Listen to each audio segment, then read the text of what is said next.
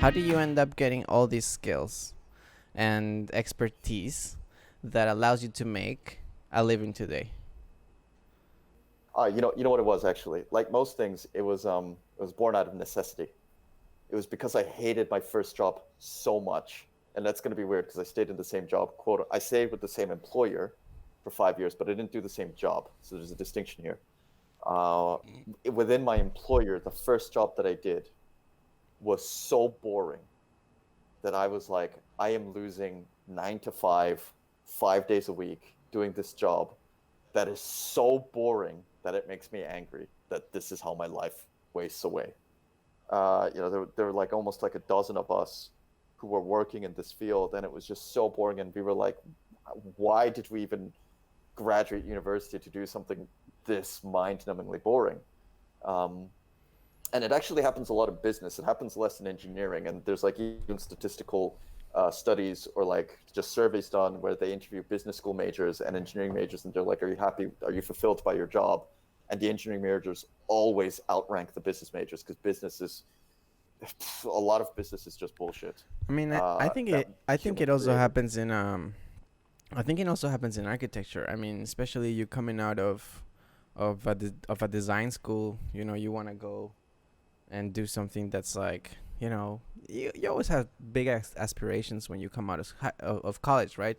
You're There you like, go. I Yeah. wanna I wanna fucking design a stadium, and then you go and into an architecture firm, and they're like, here, can you like please draw the plans for this bathroom, you know, Yeah.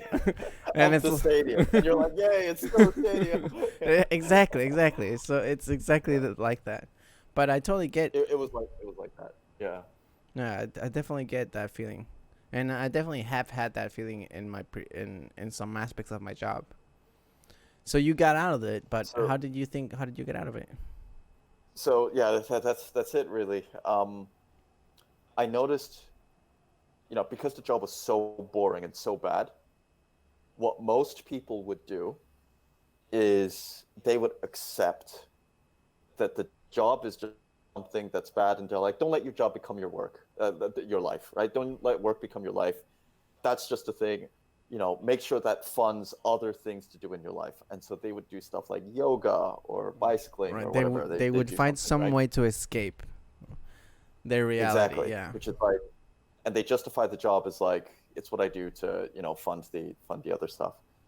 I think I was so lucky, and I don't know why I decided to go down this route. But I was so, maybe it's arrogance because I felt like I could do something about it. But like, I was like, that doesn't seem right to me because then I'm still losing half of my life. I'm only optimizing within the other half, not even half, like a third.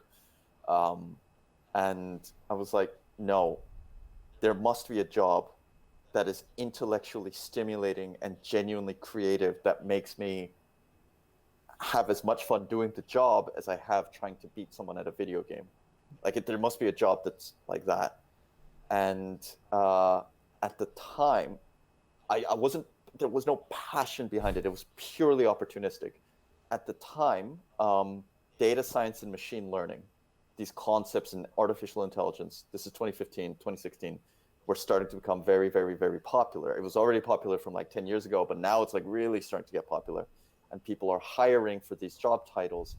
And it's like we are looking for people to build algorithms that can learn by themselves was the pitch.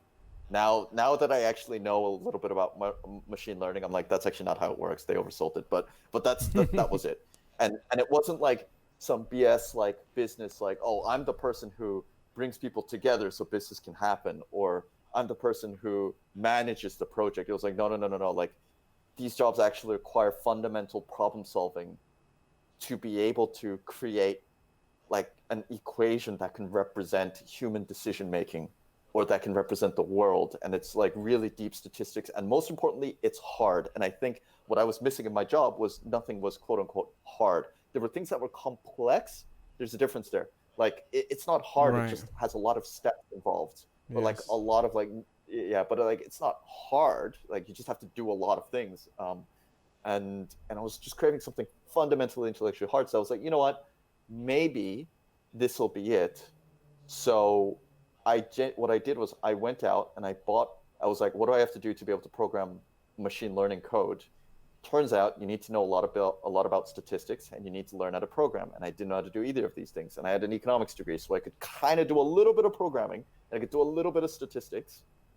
But I just bought a statistics textbook, and I signed up to a couple of online courses on programming.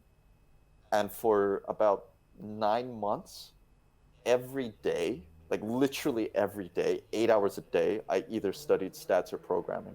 And 9 months later, I internally transferred into another part of the firm that used data science, machine learning skill sets. And since then, it's kind of cascaded like video games. Like, I enjoy the work that I'm doing. It's mentally stimulating. It's challenging.